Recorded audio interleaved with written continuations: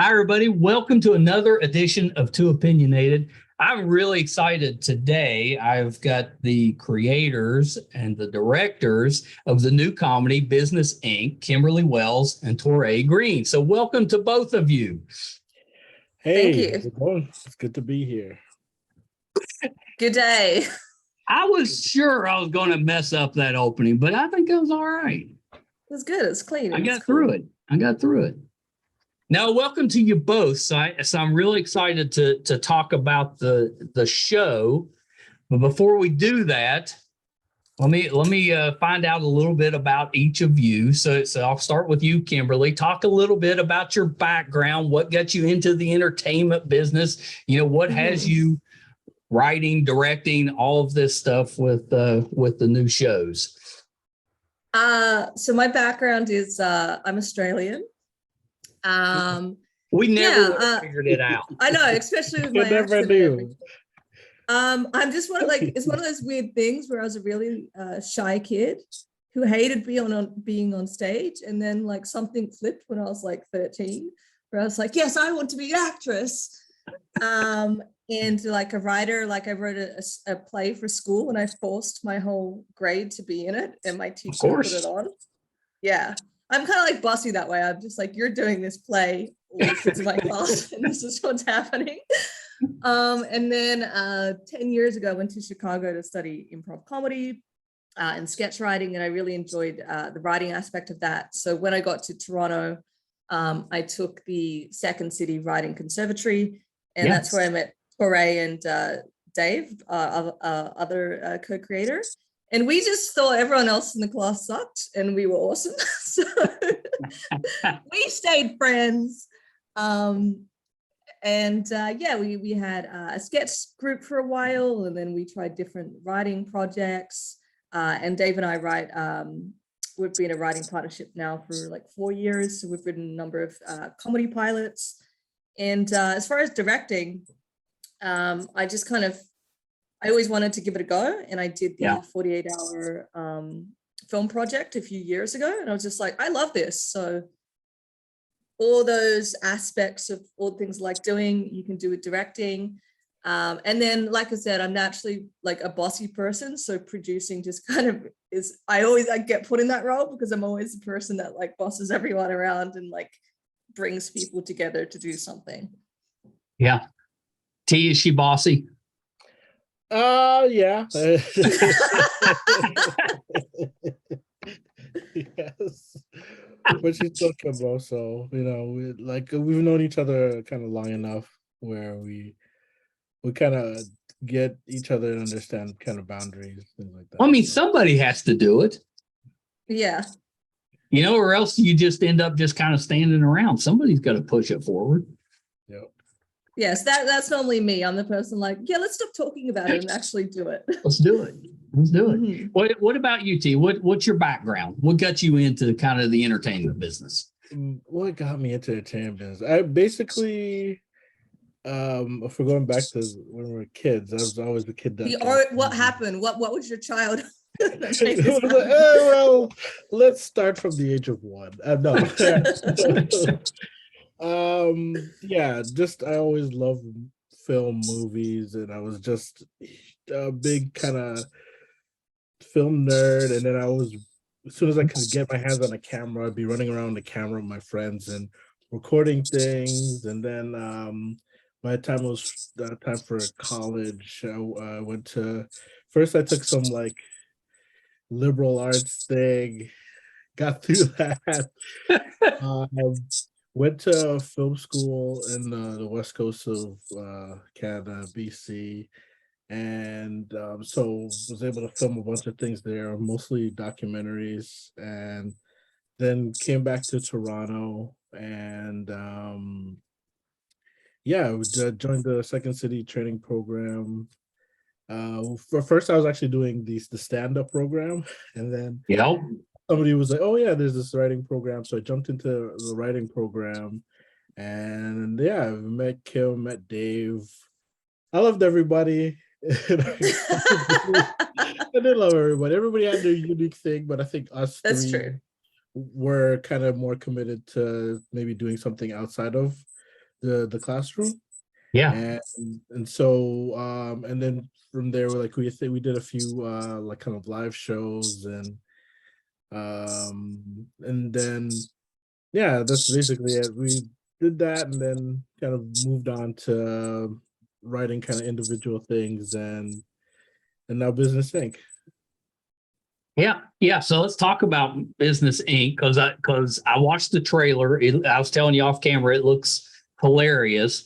So tell me a little bit about what is it, and where did you come up with the idea?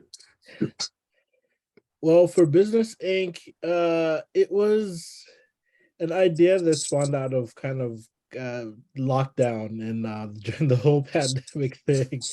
So You mean you actually used that time for something constructive? You didn't just sit around like most of us and gain weight? Just I mean, I was the opposite of that. Yeah. Still, I was able to do both. I was able to multitask. Yeah. But meanwhile, I learned French, made a couple of short films. You learned French during the Yeah, I did. pandemic? I was like the opposite. I was like, oh wow, I have all this free time now. I'm just going to be a machine. And I was that during the pandemic, exercising every day, finding new recipes to cook, cleaning. I'm very jealous of both of you for doing that because I feel like the whole time I spent just complaining about all the things that I couldn't do, and then at the end of it, I was like, oh, I should have done something with it. don't worry about it. Next pandemic. Yeah, I'll be ready. This one was just a trial pandemic. For the next one. We're gonna get it all together. Yeah. So where did the idea for Business Inc. come from? We're in a park, right? Yeah, go ahead. Yeah, Kim. so me and Dave, we wrote this script, and it was based on like a fictional IP. So we started writing this feature film, and we're like, why don't we write the IP that it's based on? And it was called Whispers of the Whales. And because it was an IP and it was just meant to be like a supplementary script to this other script, we're like, let's just write it, free association, don't edit, just any idea goes. And it was just this bonkers script. And we sent it to Torray, like, hey, what do you think of our latest script? Please give us feedback. Like, it was a real script. And he read it and he was like, I love it. And we're like, no, it's not a real script. We're just joking around. So when we were hanging up, we're like, it'd be cool to do something that was kind of bonkers like that. Yeah. That just really, we didn't kind of self-edit. We were kind of going to take big swings when it came to the comedy, do something that we're really interested in. And then someone suggested, I don't know, it wasn't me, what about if they had a business, but their business was like any business. So whatever you need, you come to them, these group of scam artists or con artists or, hustlers, and be like, hey, I have this podcast and I need people to watch it. They'll find a way, probably a very corrupt, immoral way, to make people read or listen or watch your podcast. I feel like you're inviting me to be on an episode. Oh yeah, definitely. We'd love for you to be on an episode. Sadly, that might be the end of the program. No, we'll find a way to make you shine. We had a bunch of non-actors that were on the show. Really? We had some like musician friends that were on the show. We had 2 different types of dogs. Yeah. We had children. We had a bike. Like, there's a lot of different. I feel like you're on our show. Yeah, the bike did the best performance out of everyone. Oh, amazing. Yeah. So give me, like, for the initial episode, what's the first episode about? Is it just introducing what the show's going to be about, or are you just meeting the characters? I would love to say we did an amazing job of doing all those things. But the first episode is a few kind of, each episode has a few businesses. This one is a political campaign for a mayoral race. It's between a gentleman called Mac Mackerson and a dog called Jake. And it's inspired by like some town, I don't know if it's in the US or Canada, that actually elected a dog as mayor. Yeah. I've heard of that. I've actually heard, amazingly, I've heard of that. So when you were telling me he's racing against a dog, I'm like, oh, I think that's actually happened. It has happened. So we're like, yes, that's what we want to do, this dog. And they're also doing what? Gun running? No, yeah, organ trades. Organ. So essentially they're doing quite a few businesses at the same time. Yes. To fund this mayoral campaign as well. And so this is a heated campaign between the dog and Mac Mackerson, the current mayor. And so that's why things kind of get a little bit out of hand, you would say. There's guns, there's organs. Yeah, you'd have to watch to kind of fully understand. Well, are they helping Mac or are they helping the dog? We are not helping the dog. The dog is evil. No way.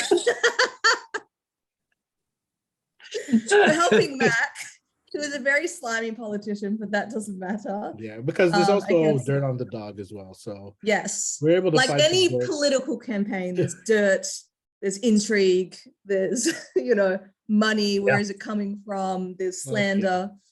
Okay. So they have a few businesses to fund this campaign, which is organs on the black market. They're trading those, and they're gun running. And then later, I guess in the epilogue of the episode, they're running a suicide hotline. But probably their suicide hotline is they're actually helping people. Helping them commit suicide? Well, they're here to help, right? So if you need help, they're here. There's definitely some dark moments in the show, but it's done with a very light touch that you kind of don't feel how dark some of these jokes are. That's right. Well, did you have to research this black market for selling organs, or are you just making that stuff up? We're just making this stuff up. It's a very short scene. It's more of a tag joke, I guess, because there are mix-ups between the gun, a suitcase with the gun and the briefcase with the organs. It's a very silly.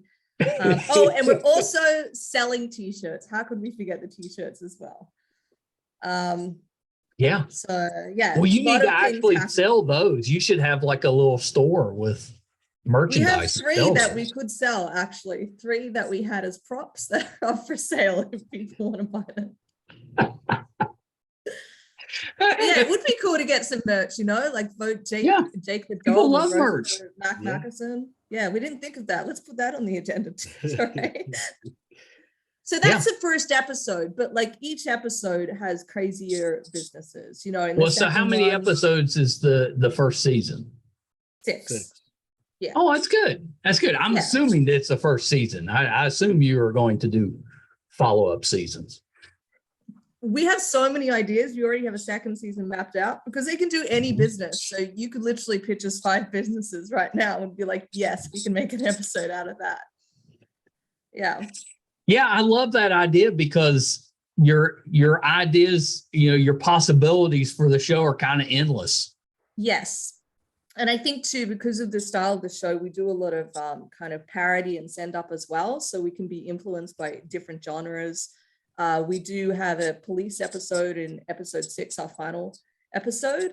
And, there's so many send ups or parodies to moments from Law and Order or The Shield or different cop things that we love that we've incorporated into that episode.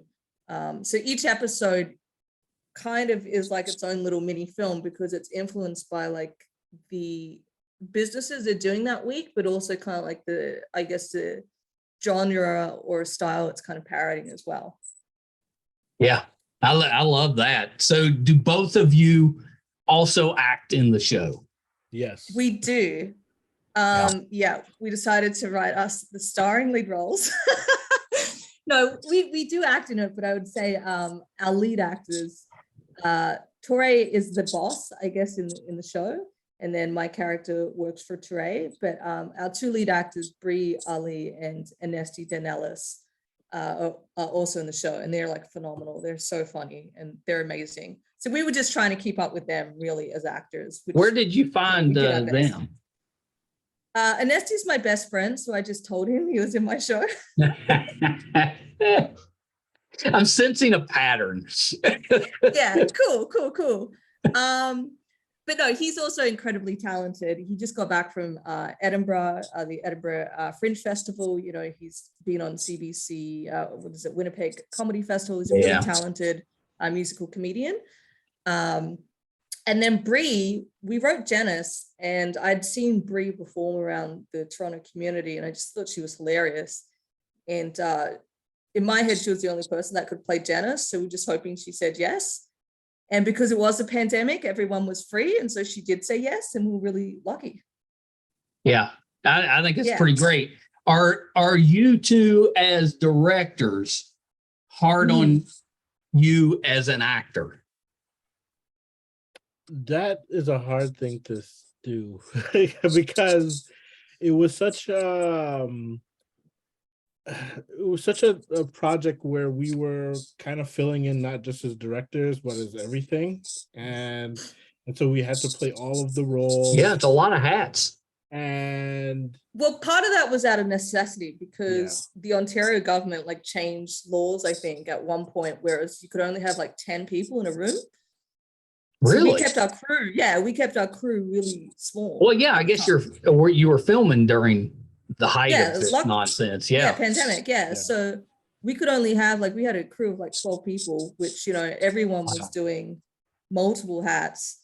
That even as directors, I don't know if you felt this, Torray, like you're so busy, you're just trying to get through it because it was like a 10-day shoot and you've got so many different scenes and setups and businesses and all this kind of stuff that you don't really have as much time to think about your performance. You're just like, okay, let's get the scene done because we've got to move on. Definitely looking back at my performance in certain scenes, I'm like, oh my God. That's me. I don't know about Torray, but I definitely was like, oh, I wish I did that differently. But you got to let it go. You know, there's nothing you can do at this point. So. Yeah, you kind of have to. I'm assuming you're operating on a fairly thin budget. You know, that's usually the way it works. So you have to, you know, you can't afford to just take multiple takes. You kind of just got to go. Yeah, thin budget on a lot of favors, a lot of hey, can you help us out? And but luckily, again, I don't know. It's one of those weird things. Yeah, where the pandemic, of course, has been an awful couple of years for people, but you know, where there's disaster, there's also opportunity, and a lot of people were free because they weren't doing anything. So we took advantage of that and made them either be a crew member in our film or act in our show. So. See, that makes sense to me because it also helped me as a podcaster because everybody was home. Yes. So I was reaching out to people and they're like, I got nothing else to do. Yeah, I'll come on. So it was actually a pretty productive period of time, you know, for me. But, you know, I don't know that I would continue that. Like if I had the choice, you can have any guest you want, but you have to be stuck at home in a pandemic. Or, you know, it could be a little harder to get guests, but no pandemic. I think I go with no pandemic. Yeah, I think so too. Yeah. It's close though. It was so pretty close. Oh my God. Yeah. You know, the people pandemic was just like amazing. We love you know, it was amazing for sarcastic. Like a week or two. You know, like when we first shut down and you're like, okay, we have to stay at home. I'm like, all right, I can do this for a couple of weeks. Okay. And then it stretched on for a month. And I'm like, okay, I can do it for a month, but that's it. And then just kept going. And then it just kept going. Yeah. Yes. And it got miserable really fast. And then it would come back. It was like one of those villains in It's still coming back. It's dead and then it's coming back. Oh my gosh. I'm so I'm interested to see like a couple of years from now what all comes out, because you know there's going to be a ton of movies and stuff about the pandemic that's been filming and stuff right now that we haven't seen yet. But in like 2 years, it's going to be a ton of this stuff. So I'm just curious about what all comes out, you know, dealing with the pandemic. Yeah. Now, my preference would be to watch, say, a workplace comedy. That sounds better to me. Like businessing. Yes, it's just like businessing. Yeah. That was a beautiful segue. I love that. What's the platform that Business Inc.'s going to be on? Because it's a fairly new platform, right? Yes. Yes, on Viva. Yeah. TV. So luckily through the gods at Cancom, the kind of financially support us and also gave us a platform to actually debut our show. And so for them, it was they were just looking to give local talent an opportunity, to Yeah. basically show everything they've got, and local comedy as well. This is the most important, is just comedy, and to make sure that we have an outlet, because typically something like this, it's a hard, we prior to kind of reaching out to Capcom, we were in the fight to see like who will take the submission. We're submitting to every little thing and trying Yeah. to get on any kind of platform, and luckily we found something that actually supports artists here. Yeah, I love the idea behind it, because that's what they're kind of showcasing, new talent, new ideas. And I think there's a definite market for that. And people, we consume that way now. We're used to streaming and watching online, and I think that's a really smart business model. And then when you put good programming on there, I think that's a great idea. Yeah, and it's just a format of our show kind of fits streaming more. These episodes aren't typically that long, and you probably we're gonna come out with like once every week, but by the time we're coming out, you'd probably want to watch them all at once, because you just kind of get involved, you get into the characters, you get into the storylines, and you just want that experience. Well, and it's kind of to me, it seems like the show is a little bit anthology like, like each episode could kind of stand on its own, but it's also connected because it's the same firm. Yes. Yeah. It's kind of like, it's hard to explain to people.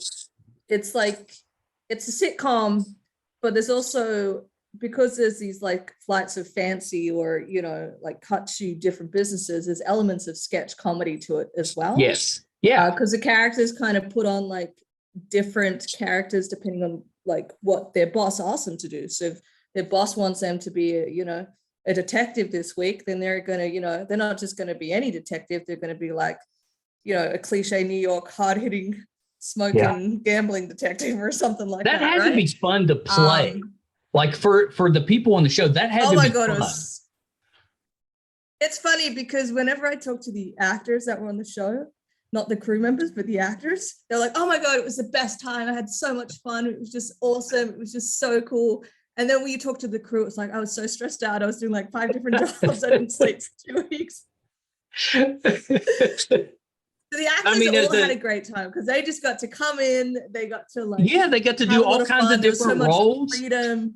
Yeah. Because we have not just from the main cast members, because there's us 4 plus Dave, our other co-creator, who is not an actor. We were just like, you were going to be in this show. So he's in this show and he hates every moment, and it's hilarious because it's obvious on screen. He hates being on camera. So that's like a running joke in itself. But then as well, we have other actors that come back as multiple different roles. So you'll see one actor, we'll see a few actors that are maybe 3 characters throughout the show. And it doesn't, part of, I think that was also just like, it's a pandemic. We got to utilize people as much as we can. So you can do these roles in these episodes and you can do those roles in those episodes. But the world in which this show is set, it can sustain that, where people can come back as a completely different character and no one bats an eye. Yeah, no, that makes sense. So what about the like the dialogue? Is it all scripted out, or do you improv some of it? It's all scripted, but obviously there's points where people might improv. So but mostly scripted. Like we're going to pick the funniest things. So like if there's a scene and someone forgets their line and improvises something else, or says a line that's not quite a line but something that's funnier, then we're going to pick that. And we'll definitely kept just with improvised your moments guys' in it. background, it kind of seems like if improv happened, that's not necessarily a bad thing. Yeah. Exactly, yeah. So yeah, we definitely have improvised moments, or just like actors would come in and, you know, you have an idea as a director of what you think the scene is or how the performance is going to be, and then they come with their idea and it's just like amazing, and you're like, okay, let's try this one, let's see, we'll do both, we'll do my idea or what I thought, and then we'll do your suggestion, and then it completely changes the scene and you're like, hell yes, let's go with your suggestion. That's amazing. Yeah, I love the idea, and it lends itself to, like, if you wanted to, you could get a group together and do an episode live. You could do like, you could actually perform it in front of an audience and it'd be just fine. I think it'd be really good. Yeah, we could totally do that for sure. That just comes from like our background, doing the live stage shows, and I think definitely elements of that have seeped into what we do for the show. Like you could promote it too. I was going to say you could promote it as a live show. if you wanted to do like a YouTube channel where you just did really short skits with just in character. You know, you could be in character and go to a coffee shop and just do like a little improv skit where the rest of the customers don't know what you're doing, but you're in character just doing a skit. And you could put that on a YouTube channel. People would watch that with that. Not that I'm throwing ideas out there, but I think this type of show. Michael, do you want to come on the show? So you really want to be on a type? I really do. He wants to be part of the creative process. He wants to be on the writing team. He wants to help produce it. I like this idea. As long as you're willing to help us make this happen, then 100% you can be a part of it. Michael, you're hired. Okay. You're hired. I've also really wanted to visit Australia and Toronto. So just throwing that out. Wait, where are you based? Hold up. You're not in Toronto? No. He didn't know it from the accent. That is a Toronto accent. It's very Toronto. No, obviously it's not a Toronto accent, but I was just... No, I'm in the States. Assumed because, okay, cool. I just assumed because, you know, if I threw it out there and said, guess which state I'm in, what would you say? Ooh, that's a good one. You've only got 50 to choose from. Coke. So I used to work with a guy who would say Coke like that. Yeah. Let's see here. Let's see how well you are with the accents, because I definitely have an accent. Well, I'm going to say you're from the southern states, but it just depends because they're all kind of different. Like it's, you know. From the south. That's a pretty good accent. Well, I do a lot of accents in the show, and sometimes I'm like, I do pretty good, and then they'll be terrible. When I play the New York detective, I literally do every 5 boroughs of New York. Every accent. I love that. Yeah, I love that. So I do a southern accent. I play a southern lawyer in one of the episodes too, as you do, because we do have a courtroom drama scene, and it has to be a southern lawyer. Of course. And you would probably be like, "This is awful," but no, probably not, because it probably sounds like people that I know. Oh, okay. Hold up. Okay, so we're thinking here. So the states that we're working with, we got Louisiana, we got Mississippi, we got Missouri, Texas, we got Florida, we got South Carolina, we got what are the other ones? I think she's just naming all the states she knows. I know, but I'm just trying like the southern ones. Hawaii ain't got a southern accent. Okay, you know what? Let's go with Puerto Rico. Puerto Rico, that's a territory. I'm gonna go with let's go with the South Carolina. I'm impressed you knew it was a territory. That's pretty good. Yeah, you know your geography. Better. I know my US history. Yeah, I do know my geography too. Now tell me, Michael, which territories are the territories in Australia? Yeah. Don't know. Don't know.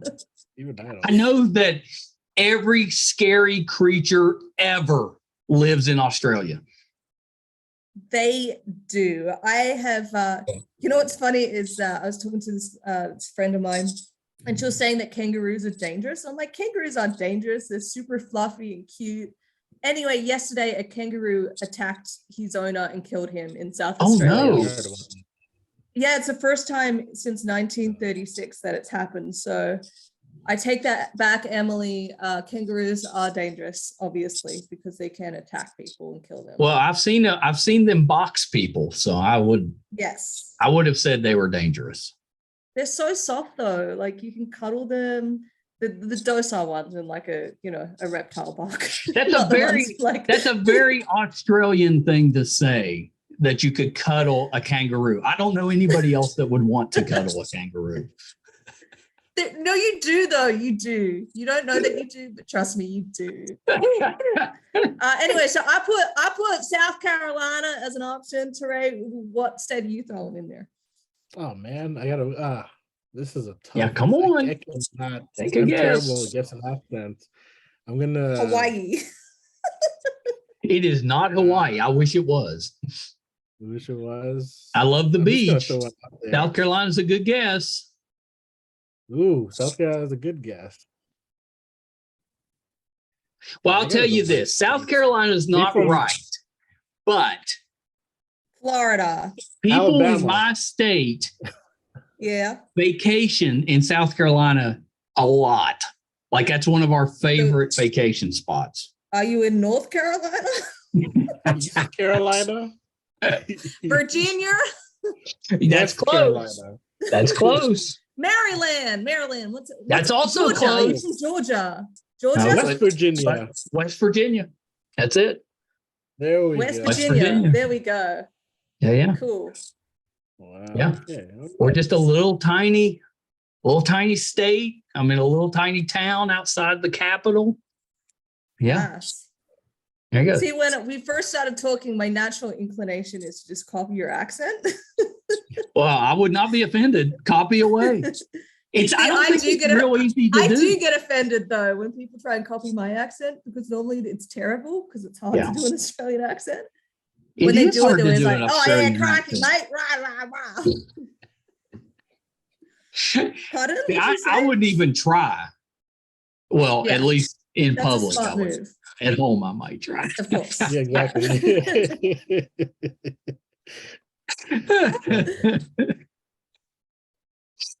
See, I feel like Business Inc. needs a West Virginian accent on the show. Do. Yeah. 100%. Then all of Canada and Australia can be like, what is that accent? That is terrible. They'll love it though. They'll be like, again, we have so many accents in the show that I'm interested to hear all the different New York accents, because I think New York, all of them are just the best accents. They are the best accents. Yeah, they're so good. Yeah. Yes. When I was in New York a few years ago, I was there with my boyfriend, and we hadn't really heard that kind of cliche accent that we really wanted to hear. Yeah. And as we were leaving, we were catching the overnight bus back up to Toronto. We stopped an MTA worker, and he had one of those amazing, like, Brooklynite accents. We're like, it's there it is. Please talk to us. Tell us everything. More. Oh, it was so cool. He's like, okay, so what you got to do is you got to go down there. And it was just, I don't know. It was amazing. Sorry, that's a terrible accent, but yeah. I'm sure, in my accent too, there's a Boston accent as well in my detective character. Oh, I like that too. Yeah, all the different accents. There's a really funny, like, TikTok meme. It's got this, you may have seen it, but it's got this young man, and he's talking. He says, "This is my first trip to New York." He said, "This is the first time I've ever been to New York." He's like standing out, in Times Square, and a woman walks by and bumps into him, and he like jokingly says, "Hey, I'm walking here," in his fake New York accent. And the woman turns around and just gets in his face, and she's like screaming at him, like that's not how we talk. We don't sound like that. You don't do that. And he's like, "Hey, I'm sorry. I'm really, really sorry about that." And so she turns around to leave, and he's like, "Forget about it." And he ends with her turned around like, like this, and that's the video. Yeah, That's great. That's pretty. Yeah, funny. it's pretty good. It's pretty good. So when does Business Inc. come out? So I'm in This a different Thursday. time zone to you guys. So Torray, you This explain when it Thursday, comes out. I know Eastern time zone. Thursday, I think we just drop it at midnight, right? We're dropping it Yeah, something like as that. soon as Yeah. it opens. So Thursday, September 15th. Yeah. I thought it was pretty soon. Yeah. Is Toronto on the Eastern timeline? Yes, it is. Yeah, that's what I thought. I thought you were on the same one as us. Australia, it's already like the 15th or something, right? You're like 2 days ahead of us. We're only one day. It's the 14th. It's 8:17 a.m. in the morning. Well, how's the future look? How are we looking? You know what? It was raining back? really bad yesterday. It's blue skies today. I hear the birds, yeah, it looks like it's going to be a beautiful day today. I wasn't thinking, but my wife works for Live Nation. She had a conference call last night with a team in Australia. Mm-hmm. So it was this morning, I guess, for them. I'm not sure where in Australia they were, but it was the same thing. It was like 8 in the morning for them, but it was 8:00 p.m. for her. Right. Yeah. So that would have been, the morning. So just before this interview, I slept. And before I went to bed, I did another interview with someone in Toronto, which was, nighttime for me, but early morning for them. That's right. Yes. Yeah. Well, that's what when we first got on here, you said you just woke up, and I'm like, nap? What? Yeah, I just didn't realize you were in Australia. I had 6 hours sleep or whatever it was. I don't know. Worst podcaster ever to make you get up early in the morning. Well, as much as I'm bossy, I'm also accommodating. So I was like, okay, sure, that's, that 5:30 works for me. It's not too early. I did that to myself one time. I had an interview with an actor in London, and let me get this, they're 5 hours ahead. Mm-hmm. But for some reason, I thought they were 5 hours behind. So I set it up for noon their time, thinking it was 5:00 my time, but it was 7 a.m. my time. So I did that to myself. So luckily I realized it the night before. So I was there, half asleep, but I was there for that. Mm-hmm. But yeah, so those time zones are tricky. They are. I hate jet lag. It's the worst. Yeah. Well, yeah, and I'm assuming when you're coming from half a world away, jet lag's pretty rough. Yeah, it can be. Yeah, like I said, I was just in Toronto in July for a few weeks. And yeah, I don't know what it is about jet lag, but every time I fly that distance, I end up just getting a cold for the first few days. Yeah. Well, does that cause you guys trouble when you're trying to create and have meetings and that stuff when you're several time zones apart? Prior to Kim being in Australia, she was always in Toronto. So yeah, I've been in Toronto for the last 10 years. It's just this year I've been in Australia. Okay. My family's here, so yeah, I've just been taking a respite, living in Australia. I guess with how it is with the pandemic, you're like, okay, I need something different, and Toronto. It was kind of giving me the shit. So I was like, time to go home for a bit. Go back to some sun, Well, it seems like season 2 should take place in Australia. I think so too. I totally think so. I'd be so down for that. Unless you want to come to West Virginia. Come to West Virginia. The world tour of Business Inc. Season 3, we'll mix live shows. To Australia. Yeah. We'll put you up Atlanta. here. We'll just go, we'll put you. Yeah. Place. Oh, yeah. Yeah, I just finished that new season. They were in Europe this year. Yeah. So we'll do one season in Australia, one in West Virginia, the 4th season in Puerto Rico. It'll be all over the place. It'll be great. Because they're scam artists as well. They have to move around.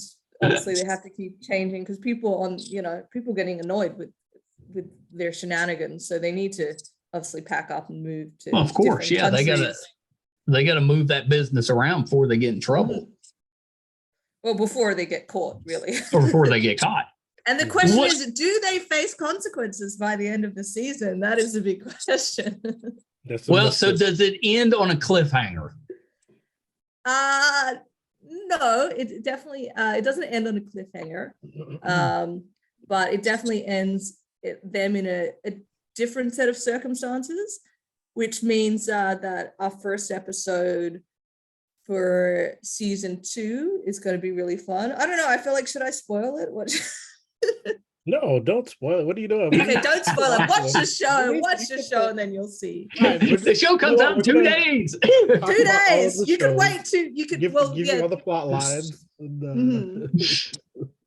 But yeah, it means that our season 2 we have a great lot of stuff to parody and have fun with for our first episode in season 2 too. Once we do that, we haven't actually wrote it yet, but we have it all mapped out on how we'd like to do it.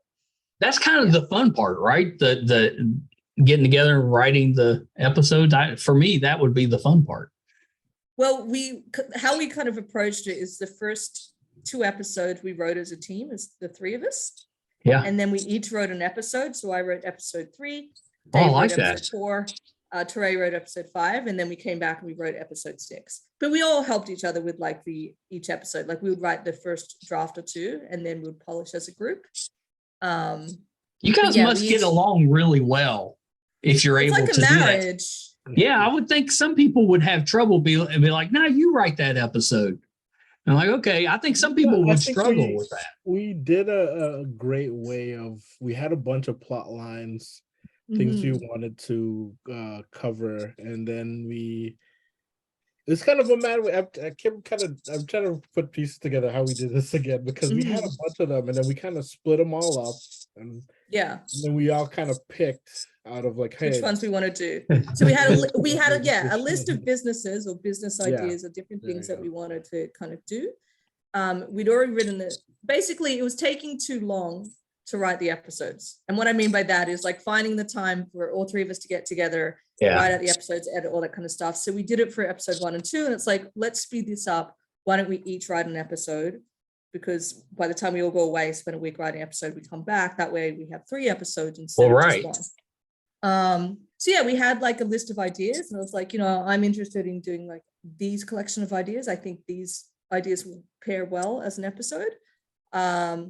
And so we kind of paired them off as 3 different episodes, and then we picked which kind of group of ideas we wanted to write with. Yeah, I think that's really interesting. Yeah, you see the kind of the twists for all 3 of us. Yeah. And how we all kind of, I like all 3 of those episodes just because it has everybody's kind of unique touch to each one. And it just brings something else out. But it's great with the ones that we do together, but I do definitely like the individual episode, the individually written episode. Yeah, I really like it. That kind of lends to the anthology. Yeah, especially because they can stand on their own too. You really do get a sense of like what kind of my more sense of humor is to Torray's, to kind of Dave, or the things that I like joking about versus them. And I think, they each kind of represent a different part of this kind of trinity writing process. Yeah, I like that. So have you like premiered it with family and friends yet? Have you been getting any feedback? What's the feedback been like? We did a premiere last year, but the thing was we got a deal with Cineplex to premiere it, to hire the theater, a special rate. But we end up having a huge problem with our editing software where our stuff wasn't rendering properly. So we did the premiere, but there was still a bunch of like technical issues.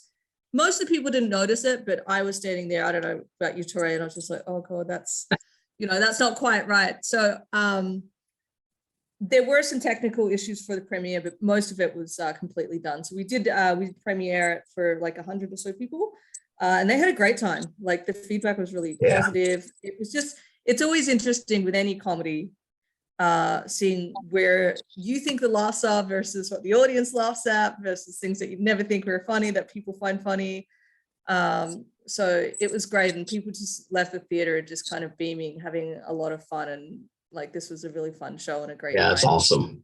That's probably nerve-wracking too, though, because even if you feel really good about the show, the first time an audience is watching it, I'd be a nervous wreck. Just worrying. We were all standing the entire time, standing. Yeah, none of us. Yeah, we standing at the back watching. You're like, please laugh, please laugh. Well, yeah, because it's also that thing too, where like the first episode is so crazy, and like we're throwing a lot at the audience and asking them to, not ask questions or ask questions later, jump on and accept what they're seeing. That like it takes a while for people to really kind of get to fully invest in the concepts, so I think by episode 2 they're like, okay, I think I'm understanding what this kind of world is. That once it starts getting moving, they're like, oh wow, okay, cool. That definitely by third episode we're off to the races, everyone's on board. But for me personally, all I could see was the technical issues, so it was hard for me because I wanted it to be perfect. For the premiere, and I was like, oh no, that's not quite right, or the sound's off here, or this didn't quite work out. So but again, you just got to be like, let it go, like well, yeah, people had a good time, so you just got to accept what it is, and people are understanding too. I think people are pretty understanding with that stuff. They get it. It takes time to perfect it, and they're probably just happy to get the early peek at it. Exactly. Yeah.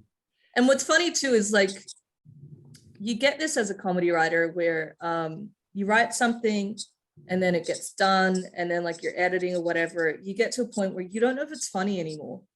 Like what was funny to you when you first wrote it, you're like, is it funny anymore? Because you've read it or you've watched it so many times at this point, you're like, I don't know anymore because I can't tell, like I like it and I enjoy it and I'm proud of it, but it's someone else has to see it and also be proud, like also give their opinion, because I'm lost at this point of where it stands.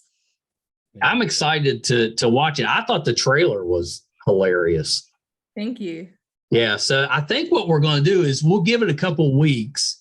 So there's a few episodes out, and then we've got room in our studio to seat like, I don't know, 15 or 20 people, maybe, if we scrunch in there. So we'll watch it. We'll get a bunch of people over and order some pizza and have some drinks and at least watch a couple episodes of it and just have a big time of it. So I'm looking, I'll probably go ahead and watch it ahead of time, but I'm looking forward to it.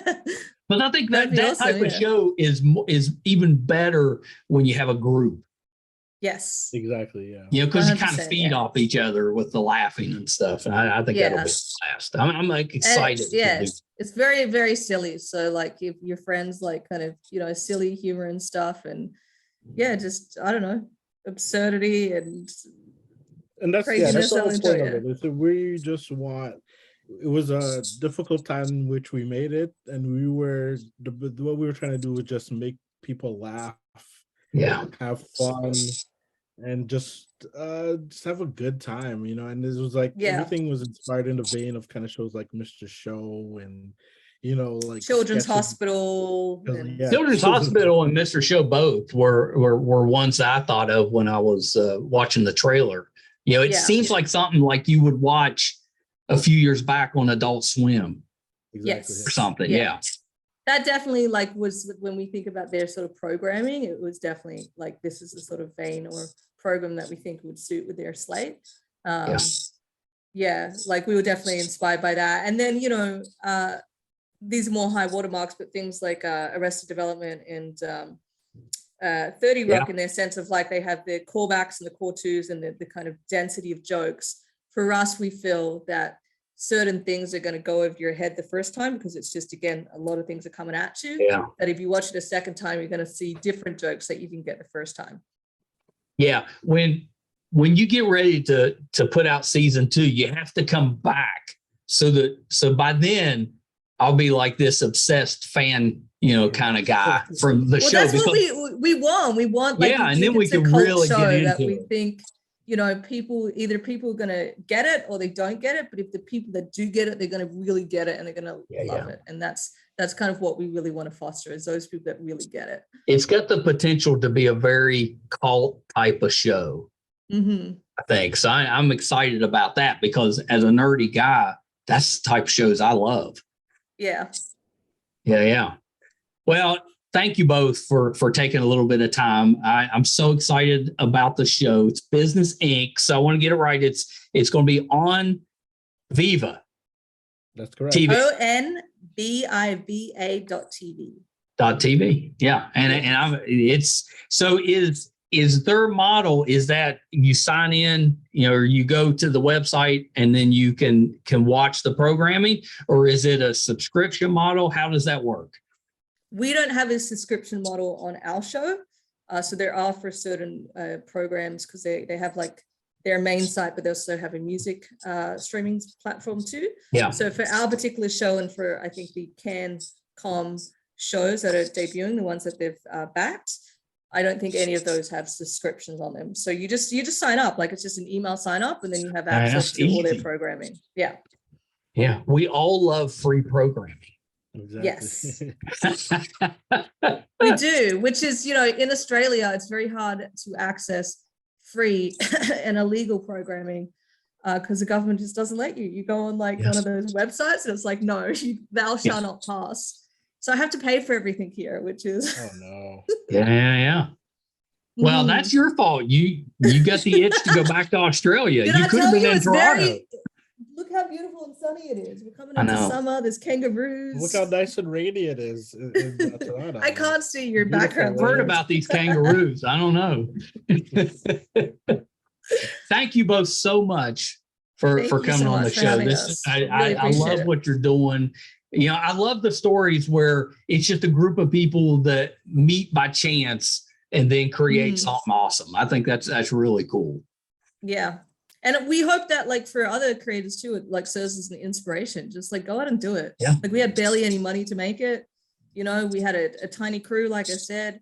Most of the people working on it were friends of ours that, thank God, they're very talented and they also work in the industry. But just make it, most people, when they make a web series, they kind of keep it very slim and economical. We didn't do that. We were just fuck it. Let's make the show we want to make. Yeah, let's just do it. Yeah. We'll make the show that we want to make. At least we'll be happy with the sort of show that we're making. Yeah, I love that. So before I let you guys go, because I do got to go to work because it's early morning. It's early morning. You got to go to work. So just both of you, just run through your social media where we can find you. What you have going on. So I'm assuming if you're working on anything, you'll put it out there somewhere. So where can we find you? Yeah, definitely. So we do have the Business Inc. Socials. I'm gonna have to look it up now. Yes, I'm looking it up right now. At Twitter, Business Inc. 9. Yeah, that's our favorite number, 9. Yep. On Instagram, I believe it's Business Biz. On Instagram, Biz Inc. Business. Business. Yeah. I found you on Instagram. That's right. Yeah. And then we're on TikTok too. You have to be on TikTok. We are on TikTok. What is it though? I say that as somebody that's, I'm on there to watch everybody else. That's all. Of course. So TikTok is business_Inc. Yes. Business_Inc. And then, is there a website? There is not a website, but there is a Facebook page that I guess serves as a website. So it's just Business Comedy, the show. But I'm sure, again, if you Google it or something, or if it comes up. Yeah, it absolutely comes up because, I checked that out.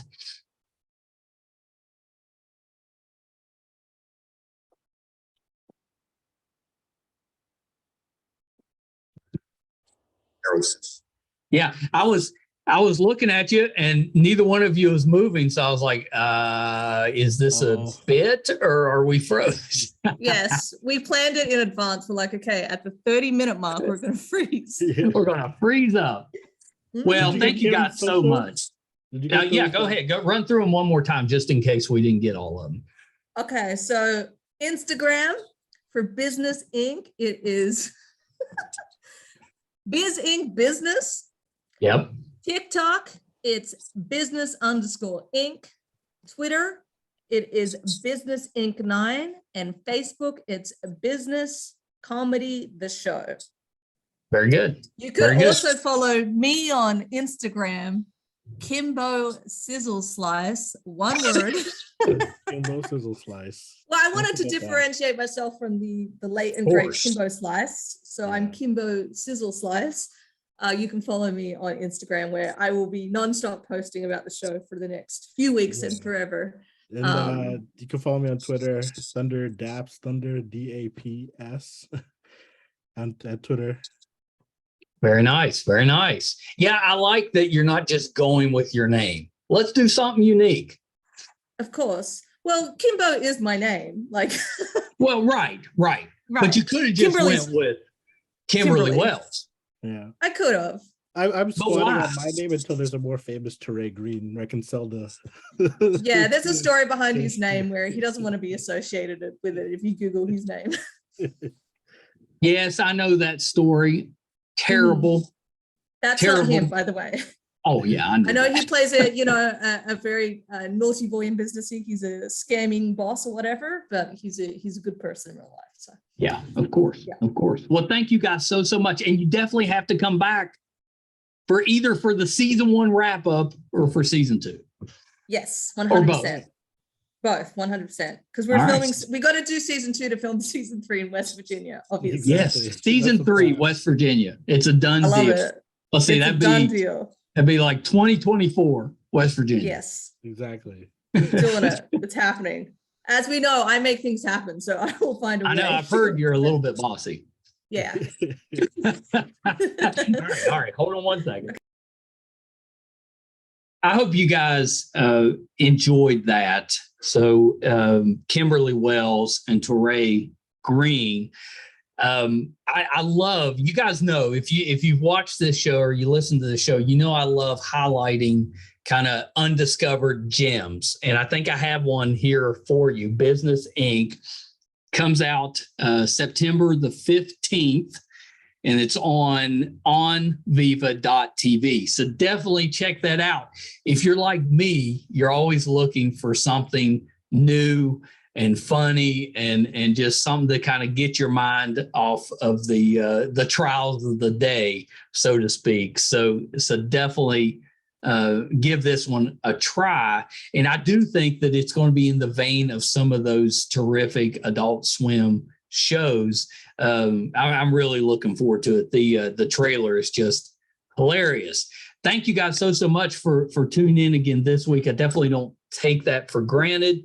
Yeah, you can help us out. We're trying to really increase our subscriptions on our YouTube channel, MeisterCon Pod. It's free. All we're asking is for you to subscribe. We take those subscriptions, and that helps us to get guests for the show. I wish we didn't have to ask for you to subscribe, although I'm very proud of the work that we do. But that's just the way it is. That's the way it works. So if you're so inclined and you want to help us out, that's all we ask. Just subscribe. And same thing on the audio side. Wherever you listen to your podcasts at, give us a subscription and a like. We would really appreciate that out. Outside of our YouTube channel, you can find all of our almost 500 episodes, audio and video, on our website, meistercon.com. Check that out. It lets you know everything that we have going on. If we have live guests in studio, that'll be on the website. If we're going on location, if we're covering a convention, whatever it is, if we're bringing in a workplace comedy to film in West Virginia, that'll be on the website. So you can check that out. MeisterCon.com. Thank you guys so much. Until next time. Bye, everybody.